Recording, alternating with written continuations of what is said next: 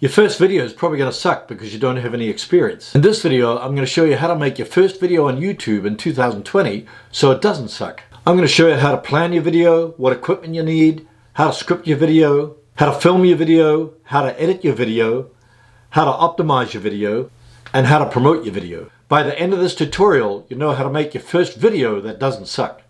Hi, my name is Herman Drost. If you want to grow your audience on YouTube and generate traffic, leads, and sales on autopilot, hit the subscribe button and click the bell notification icon so you'll be notified whenever I upload new videos. When I first started creating videos, I just used my iPhone. I also used a Logitech webcam which I picked up for 50 bucks. You can also use the webcam on your computer. It wasn't until several years later that I upgraded to the Canon M50, which is a little beauty. Do the best with what you have. I highly recommend getting an external mic because the sound built into the camera or built into the phone is not really good. A great mic that I use for the phone is the Rode SmartLav Plus microphone. It's a lapel mic that clips onto your shirt. You can plug it directly into your phone and start using it. For my camera, I use the VX-R10, which sits right on top of the camera out of the way of everything. If you can't afford any lighting, you can film outside. Don't try to film in direct sunlight because you get washed out colors. The best time to film outside is in the morning or late in the day when the sun is not directly above you. Alternatively, you can film in the shade. If you're filming indoors and don't have any lights, you can use a soft light that's coming from a window. If you want to control the lighting in your office or in your studio, I highly recommend getting a ring light. You can also use a couple of softboxes on the left and the right at 45-degree angles. In my case, I have the ring light front, a softbox to the left, and a softbox to the right. Great lighting makes a big difference in your video. When I shot my first few videos, I just did them outside where there was natural lighting and beautiful scenery. Nowadays, I use a brick wall as a backdrop. It's not actually a real brick wall, but a wall hanging that I purchased from Amazon. I'll put a link in the description where you can purchase a backdrop for $20 to $50. A couple of softboxes will cost you about $100. A ring light will be about $150. If you're filming a video standing up, you can just get a tripod like this for 20 bucks. If you don't have a tripod for your camera, you can just sit it on some books. If you use your phone, you want to have some kind of clamp that clamps onto your phone and screws onto your tripod. You can also use a desk tripod, which is what I'm using now, like a Gorillapod. The beauty of the Gorillapod is that you can wrap the legs around a pole or around a tree when you're shooting outside. Think about planning out content for a series of videos based upon a particular theme. For example, if your main topic is how to grow tomatoes, you can create videos on how to grow tomatoes in a pot, how to grow tomatoes at home from seeds, how to grow tomatoes in containers, how to grow tomatoes indoors in the winter. One of the easiest ways to come up with topics that people are searching for in the search engines is to enter your main keyword phrase in the YouTube search box. For example, if I enter how to grow tomatoes, I get how to grow tomatoes from seed, how to grow tomatoes indoors, how to grow tomatoes in a pot, etc. So you can create a series of videos instead of a solo video. Once you've decided on your topic, you want to script your video by jotting down several bullet points so you can stay on track throughout your video instead of waffling on. Structure your video by hooking people at the beginning with a question or stating up front what the video is about. Reinforce your introduction by going deeper into your content for your main presentation. End your video with a strong call to action by inviting people to watch your next video in the series. Try to eliminate any fluff that occurred in the video, such as rambling on about a particular topic. Ideally, you want to keep most of your viewers engaged throughout your video because a high audience retention and a long watch time contributes to YouTube promoting your video in the search engines. When you film your video, make sure you're staring directly at the lens at eye level. Avoid looking at the flip-out screen if you've got a camera because you won't be looking directly at the person that you're trying to address. Keep your lens at eye level and frame yourself with a little bit of space above your head. You can also use the rule of thirds by being to the left of the frame or to the right of the frame.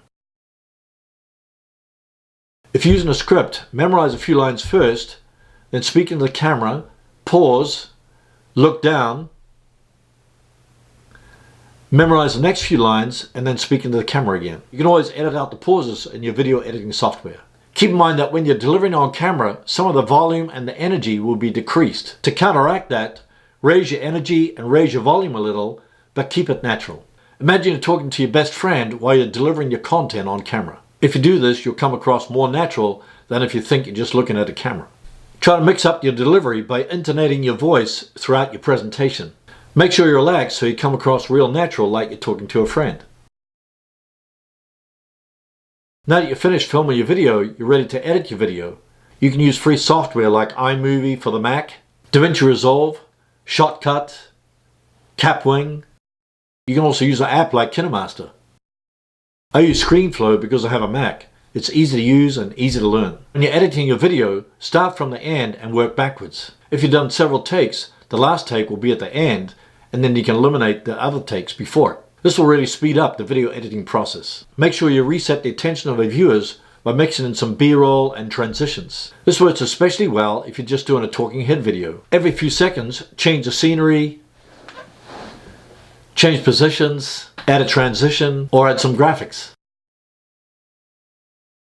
After you've finished editing your video, you're ready to publish your video on YouTube. Make sure you create a title that includes your keywords and is also optimized for your viewers. For example, your main keyword phrase could be how to grow tomatoes, which people are entering into the search engines. At the end of that phrase, you could say how to grow tomatoes without any experience. So the phrase without any experience is an emotional phrase that captures your audience's attention. Design a great thumbnail that stands out from your competitors, so when people search in the search engines, they'll see your thumbnail and click on it to watch your video. A high click-through rate will help your video to appear in suggested videos, which appear on the right side of the watch page. They also appear below the video in the YouTube app.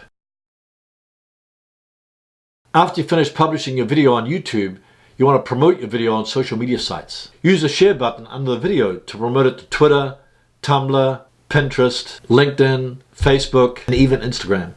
Alternatively, you can repurpose your content to promote it in many different ways. Click the link in the card to watch my video on how you can repurpose your video content. Here are a few important things to keep in mind. Number one, don't have high expectations. Your first few videos are probably not going to be perfect, so give yourself time to improve. You want to commit yourself to doing 100 videos without the high expectations of getting a lot of views and a lot of subscribers. Instead of focusing on the metrics, focus on just getting better in each new video that you publish. Number two, don't compare yourself with others. If you compare yourself with someone that's been filming videos for years, you'll only get discouraged. Instead, just try to compete with yourself instead of trying to compare yourself with others. Number three, get feedback. It's easy to fall in love with your own videos thinking that you did a great job, but if you get feedback from others, you get a more objective view. So I invite you to join my Facebook group so you can get feedback from other members. You can also ask questions and interact with like-minded people. I'll place a link to my Facebook group in the description below this video. Number four, be consistent. Try to publish a new video on the same day at the same time every week. Your viewers will then know when to expect new content from your channel. Most of all, have fun. There's going to be times when you might get discouraged because you get so little views and so little subscribers. So if you have fun creating your content, you won't be discouraged so easily. Let me ask you a question. What part of publishing your first video on YouTube was the most difficult? Post your answer in the comments below. I'd love to read them, and I'm sure others would too. Here are the results of a poll when I asked the same question to my subscribers. 54% selected content idea and scripting. If you want to get some lessons on how to get your first 100 subscribers, watch my next video. You'll learn the steps on how to attract your first 100 subscribers on YouTube.